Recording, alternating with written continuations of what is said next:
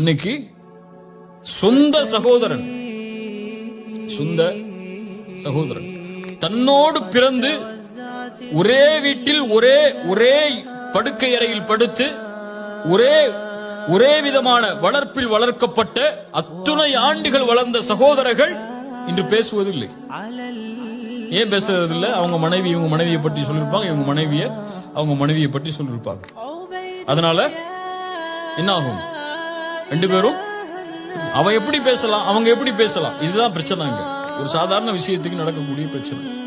என்ன ஈகோ வந்துடும் அவருக்கு? ஏன் மனைவியை பத்தி அவர் எப்படி பேசலாம், அவர் மனைவியை பத்தி நான் எப்படி பேசலாம்? இது ஒரு எக்ஸாம்பிளுக்காக சொல்றேன். நீ எவ்வளவு விஷயங்கள் இருக்கு.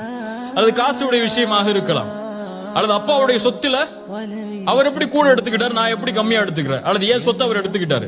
இப்படி இந்த உலகத்துடைய பொருளாதார விஷயமாக இருக்கலாம். இந்த பொருளாதாரமும் இந்த வார்த்தைகளும் இந்த சண்டையும் எதை முடிவெடுக்கிறது? உன் சொர்க்கத்தை முடிவெடுக்கிறது, உன் நரகத்தை முடிவெடுக்கிறது. உன் மனைவிக்காக உன் குடும்பத்தை பகைத்தால், உன் காசுக்காக உன் சகோதரன் நீ பகைத்தால், உன் காசும் உன் மனைவியும் உனக்கு நரகம். இல்லையா?